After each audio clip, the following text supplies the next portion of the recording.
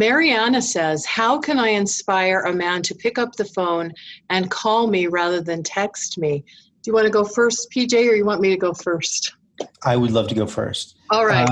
So I would say if he is only texting and not picking up the phone to call you, he's the wrong guy.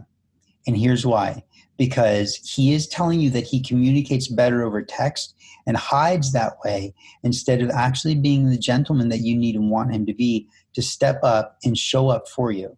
Remember, raise those standards. If it's okay for him to text you, or it's okay for him to message you on one of the dating sites 2 or 3 times, but after that, he should want to move it forward and say, hey, I'd really love to maybe jump on a telephone call with you or meet you. And so raise your standards 2 or 3 times. And if you're on the 4th or the 5th time and he's still texting, you can simply reach out, and this could be the answer to your question. You can simply reach out and say, hey, I really love to communicate in person. I would love to be able to connect with you on the telephone. Are you interested in doing that? And if he says yes, and he's wonderful and delightful on the phone, or wonderful and delightful in person, great. Then he's taken your cue. But if he doesn't, right, or he wants to continue to text you, or he's awkward on the phone, he's the wrong guy.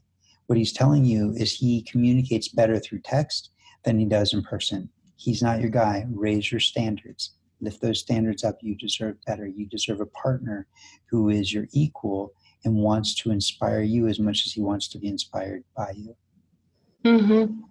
This is a question that comes up all the time with my private clients. And I think that this comes back in part to this idea that I talked about earlier about lazy daters. There's so many women that are willing to communicate with men in that way, but a lot of men have become kind of trained. You know, it's like the Pavlov's dog thing.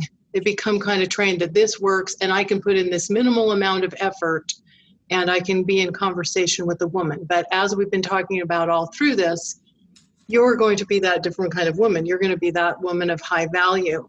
And so I think you can invite this in a very feminine way that can inspire a man. So for example, let's just say you're communicating with a man online and you give him your number and he just starts texting you.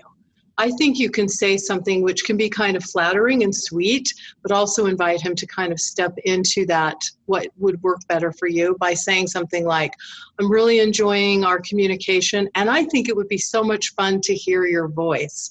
Would you like to give me a call sometime?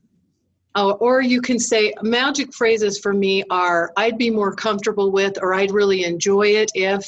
In other words, like I was saying earlier, so many men do want to please a woman and want to show up for you, but sometimes they need just a little bit of a guidance or a little bit of gentle training, if you will, because they have been trained in some cases by other women that it's okay to do it that way, and they can get, men are efficient. This is something I've learned about men. So those of you that have been listening to the interviews, you heard me talk about how my husband, he'll open cupboards in our kitchen and then he never shuts them again. And so I teasingly will say, honey, the cupboard goes back the other way too, right? But to him, it's like efficiency. He's just going to have to open the cupboard again next time he's there. And so men are efficient. They'll do what they think they need to do, and they won't do a lot more unless you, as a woman of high value, raise those standards and invite them to raise their standards. I love that. I agree 100%.